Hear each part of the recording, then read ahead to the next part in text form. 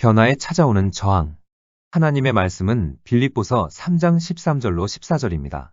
형제들아, 나는 아직 내가 잡은 줄로 여기지 아니하고 오직 한 일즉 뒤에 있는 것은 잊어버리고 앞에 있는 것을 잡으려고 표대를 향하여 그리스도 예수 안에서 하나님이 위에서 부르신 부름의 상을 위하여 달려가노라. 이 시간에는 변화에 찾아오는 저항이라는 제목으로 말씀을 묵상하겠습니다. 하나님께서 위에서 부르신 표대를 추구하기 위해서는 첫째, 우리는 위에서 부르신 표대에 이르지 못했다는 것을 인정해야 합니다. 우리는 완전하지 못하기 때문에 계속해서 성장해야 합니다.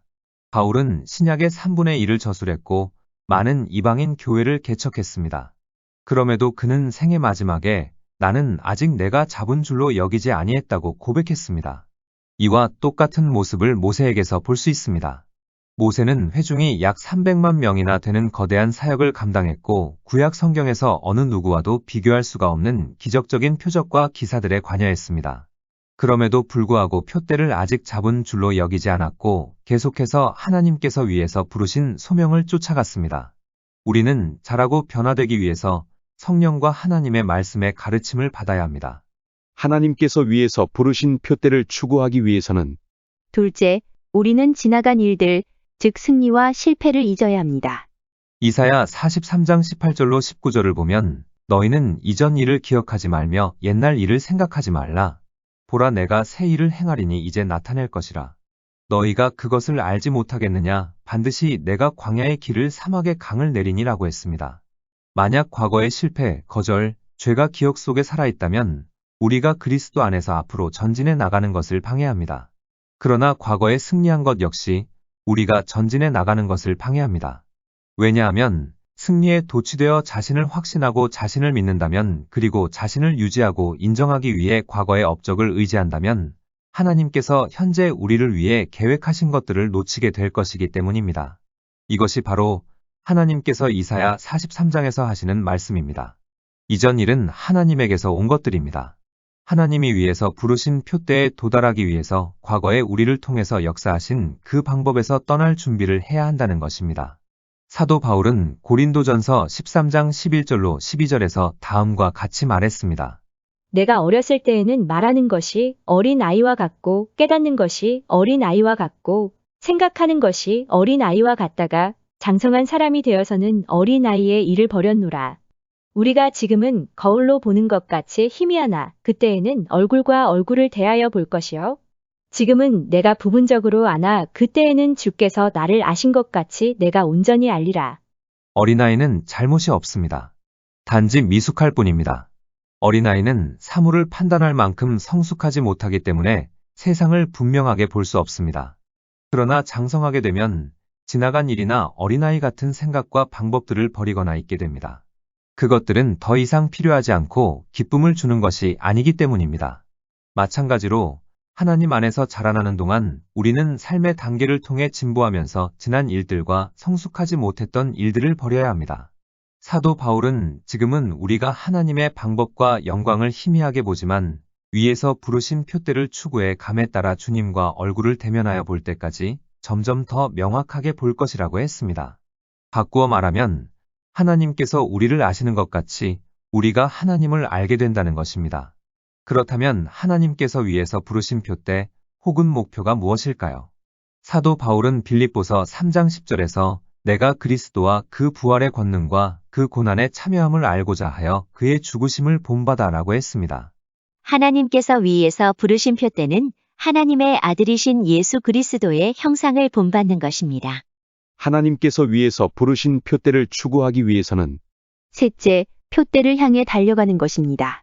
달려가다는 말에서 저항이나 압력을 받게 된다는 것을 알 수 있습니다. 하나님을 알려고 할 때 이를 반대하는 세력이 있습니다. 바로 어둠의 영들입니다.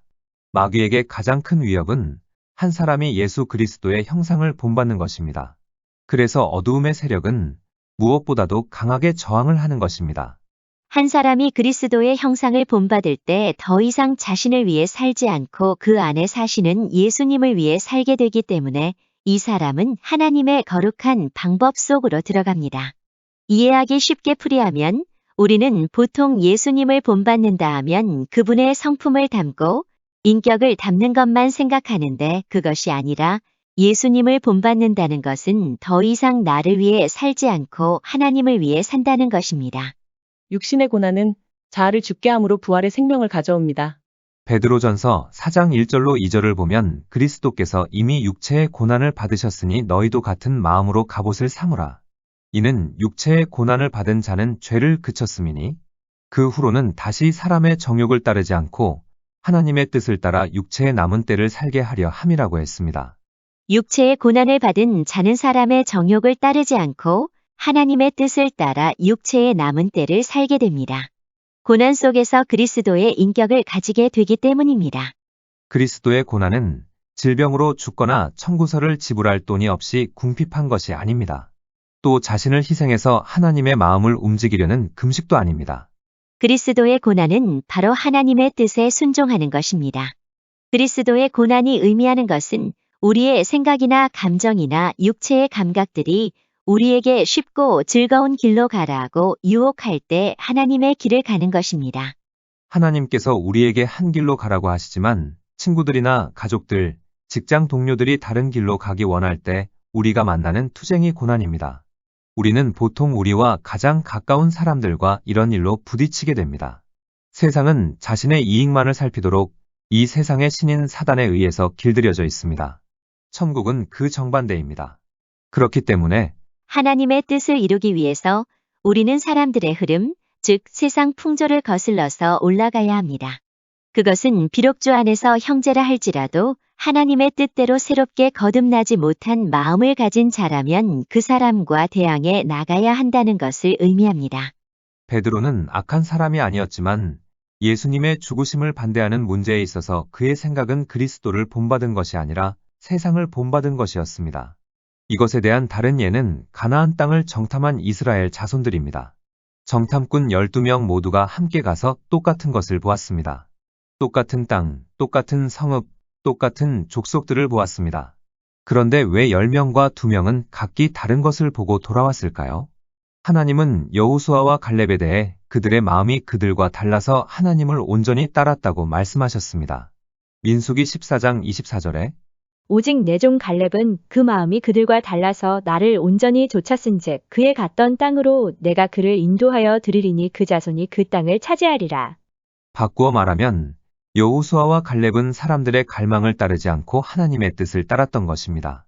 이것이 10명의 정탐꾼과 여호수아와 갈렙이 왜 다르게 보았는지를 이해하는 열쇠입니다. 10명은 하나님께서 원하시는 것보다 그들의 안락과 안전과 가족들에 더 관심을 가졌습니다. 그들은 하나님의 뜻이 아니라 사람들의 욕망과 일치하는 삶을 살고 있었던 것입니다. 그들의 삶은 하나님의 나라가 아니라 그들에게 영향을 끼치는 것에 이끌렸던 것입니다. 이것은 나머지 백성들에게도 마찬가지였습니다. 민수기 14장 2절로 3절을 보면 우리가 애굽 땅에서 죽었거나 이 광야에서 죽었으면 좋았을 것을 어찌하여 여호와가 우리를 그 땅으로 인도하여 칼에 쓰러지게 하려 하는가 우리 처자가 사로잡히리니 애굽으로 돌아가는 것이 낫지 아니하려고 했기 때문입니다. 그들은 하나님께서 원하시는 것보다 자기들에게 더 좋은 것에 관심이 있었습니다. 그 결과로 그들은 약속의 땅을 보지 못했습니다. 그들은 그들의 삶을 위해서 하나님께서 위에서 부르신 소명을 결코 붙잡을 수가 없었습니다. 그러나 여호수아와 갈렙은 전진했습니다.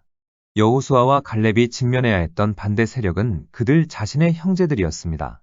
형제들이 그들에게 어떻게 했는지 보면 온 회중이 여호수아와 갈렙을 돌로 치려 했다고 기록하고 있습니다. 여호수아와 갈렙이 겪어야 했던 고난은 형제들의 반대였습니다. 형제들의 마음은 새롭게 변화를 받지 못했고 그들은 아직도 세상을 따라 세상이 하는 것 같이 생각하고 사물을 바라보았기 때문입니다. 사도 바울은 뒤에 있는 것들을 잊고 하나님께서 위에서 부르신 표대를 향하여 달려간다고 말했습니다. 이사야 43장 18절로 19절을 보면 너희는 이전 일을 기억하지 말며 옛날 일을 생각하지 말라. 보라 내가 새 일을 행하리니 이제 나타낼 것이라. 너희가 그것을 알지 못하겠느냐? 반드시 내가 광야의 길을 사막의 강을 내리니 라고 기록하고 있습니다. 이스라엘 자손은 배가 부르고 편안했던 애굽에서의 일들을 그리워하고 있었습니다. 애굽은 세상을 상징합니다. 비록 그들이 애굽에서 종살이했지만 지금 그들이 직면해 있는 상황은 종살이보다 더 어렵게만 보인 것입니다. 불행하게도 이런 일은 오늘날에도 여전합니다. 지금도 하나님의 뜻을 따라가기보다는 오히려 현재의 속박에 묶여 지내기를 원하는 사람들이 있습니다. 그들은 현재 그들에게 익숙한 압제적인 환경보다 앞에 있는 변화를 더 두려워하는 것입니다. 또 과거에 하나님께서 행하신 것들에 만족하며 새로운 도전을 향해 전진해 나가기를 꺼려하는 사람들도 있습니다. 위에서 부르신 소명을 향해 전진해 가는 것은 육적인 눈으로 보면 불가능하게 보입니다. 하나님은 새로운 일을 행하시리라 말씀하셨습니다. 그러나 그 일은 광야에서 일어납니다. 바꾸어 말하면 우리가 하나님께서 원하시는 것을 향하여 성령의 인도를 따라가면 성령은 우리를 모든 것이 불가능하게 보이는 광야로 인도하실 것입니다. 그러나 사람에게 불가능하게 보이는 것이 하나님께는 가능합니다. 그러므로 우리는 반대가 있더라도 하나님을 추구하는 것을 절대 중단하지 말아야 합니다. 하나님은 결코 우리를 쉬운 곳으로 인도하시지 않을 것입니다. 전쟁이 크면 클수록 그만큼 더 큰 승리를 얻기 때문에 하나님은 우리를 험한 곳으로 인도하실 것입니다. 만약 자신의 삶을 사랑한다면 그 사람은 험한 곳에서 중단할 것입니다. 추구하던 것을 중단하고 열매가 없는 삶에 안주할 것입니다. 앞에 놓여 있는 것을 참아내는 유일한 길은 자신의 삶을 버리는 것입니다. 요한계시록 12장 11절을 보면 또 우리 형제들이 어린 양의 피와 자기들의 증언하는 말씀으로써 그를 이겼으니 그들은 죽기까지 자기들의 생명을 아끼지 아니하였도다 고했습니다. 하나님의 뜻보다 자기 자신에게 더 관심이 있는 사람들은 자기의 생명을 사랑하는 자들입니다. 예수님은 말씀하셨습니다. 누구든지 제 목숨을 구원하고자 하면 잃을 것이요. 누구든지 나를 위하여 제 목숨을 잃으면 찾으리라. 변화에는 저항이 있습니다.